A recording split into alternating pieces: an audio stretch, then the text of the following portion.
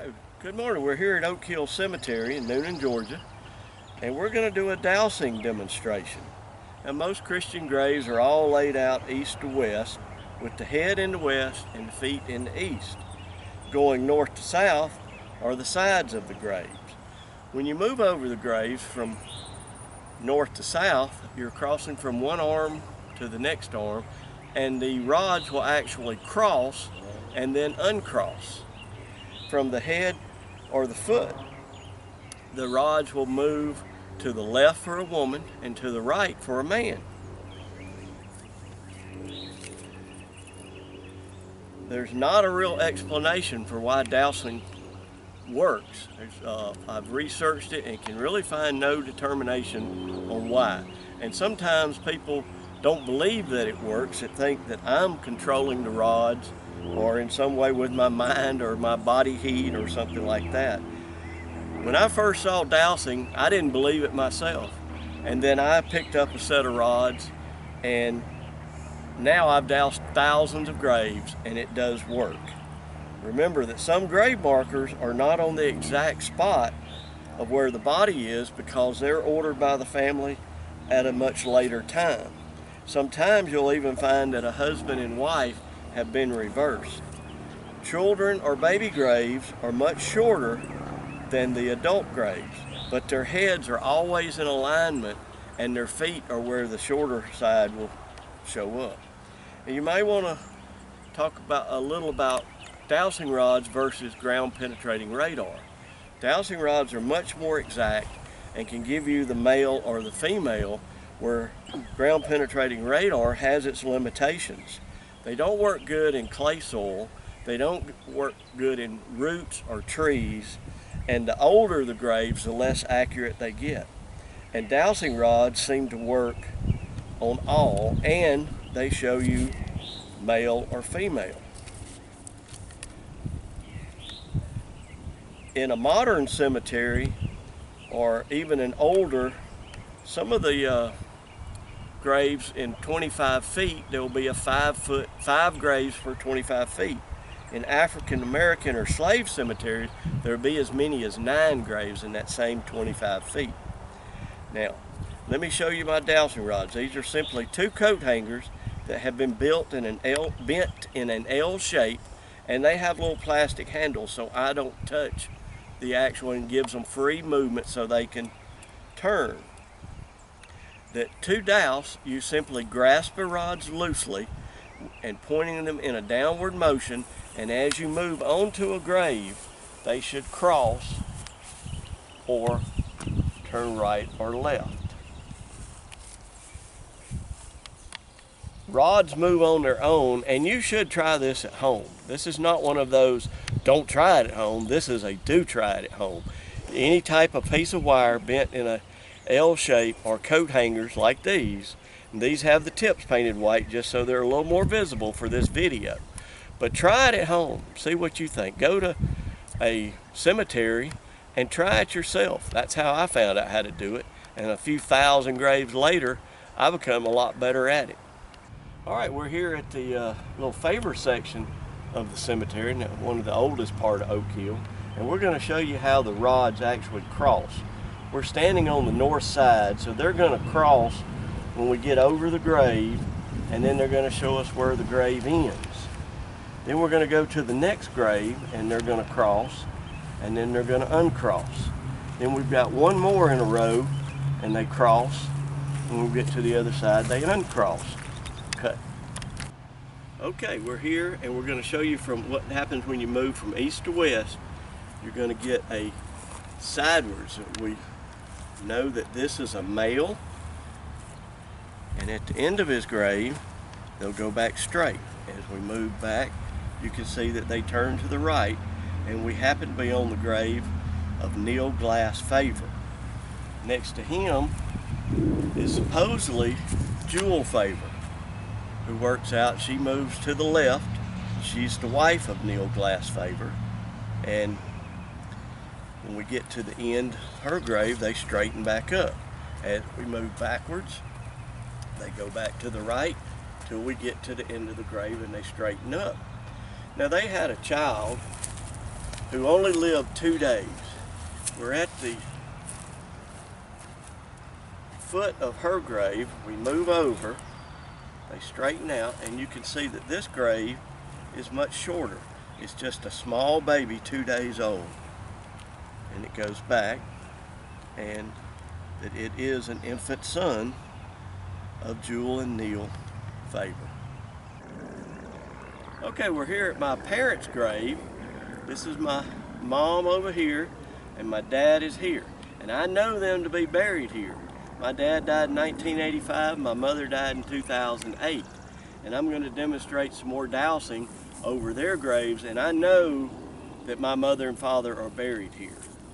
If we step on, there's the edge, and then Dad should move to the right, and as we move to the end of his grave, they will straighten back out. Same, and then there's a gap between them, and my mother's grave starts, and my mother's grave ends. Once again, coming from the head or the foot, as you move on, there's a slight movement to the left, denoting to the left is a woman, and this is the grave of my mother. We're gonna now walk down this line of modern graves.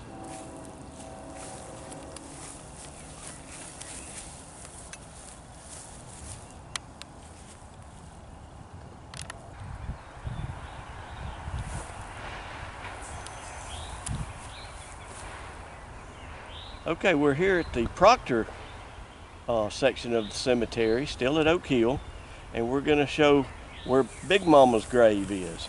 You see the foot's right there, and then there's a left movement as we move in to her grave.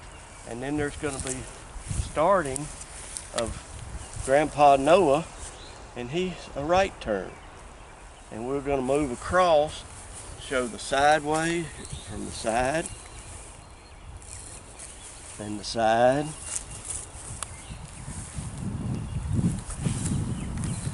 and then we want to do another child's grave.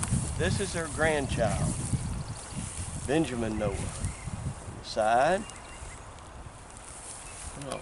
and as you can see, he was born and died on the same day. And it's a much shorter grave where they first cross at the foot, and as we move on to the grave, Benjamin Noah detects to be a male. I'm going to show now how when you move across the grave, one starts, one ends, one starts, one ends. And we're going to move on down the line. This is an empty spot here. Dorothy Burnham has not passed, but her husband has. And then there's a gap in the next family.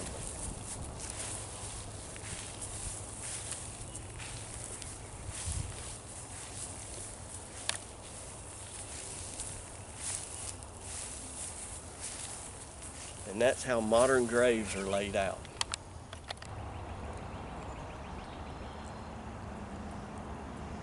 Okay, we're here at the grave of Dr. Abraham Columbus North. He was a Confederate veteran, served in the 7th Georgia. He's got a beautiful marker, and as you can see, a nice surrounding wall.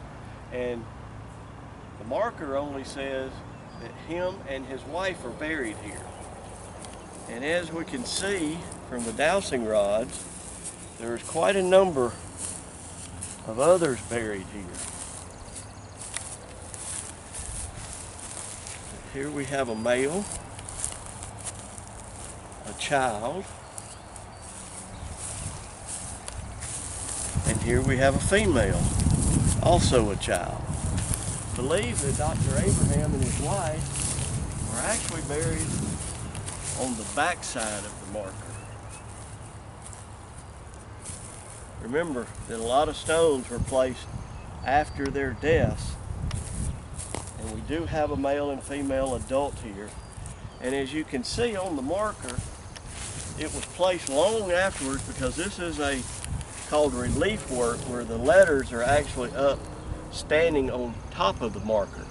Therefore, he could not have done it had it done himself in 1904 or 1910, but his family had to have done it afterwards.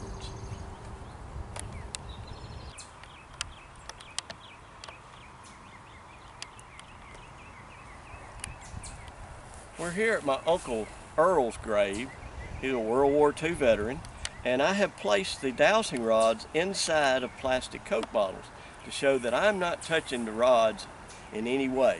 And as I move across his grave, we'll get a crossing for the edge and then an uncrossing.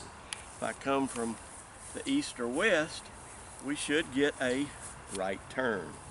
We'll go to the foot and they'll straighten back out.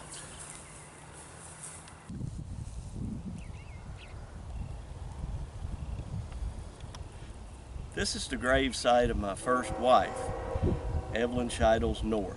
She was cremated, and you can find there's a small denotion of a grave, and if you get right over it, you can find a left turn, even though she was cremated. Over here is my grave, which is still empty. Okay, that concludes our dowsing demonstration. I hope we've shown you how dowsing works, and if you have a cemetery or possible graves that you'd like to contact us, send us an email to renorth@aol.com, and please in the subject put graves or grave location so we'll know that you have some graves you want located. We'll be happy to come out and take a look. Thank you for joining us here at Oak Hill.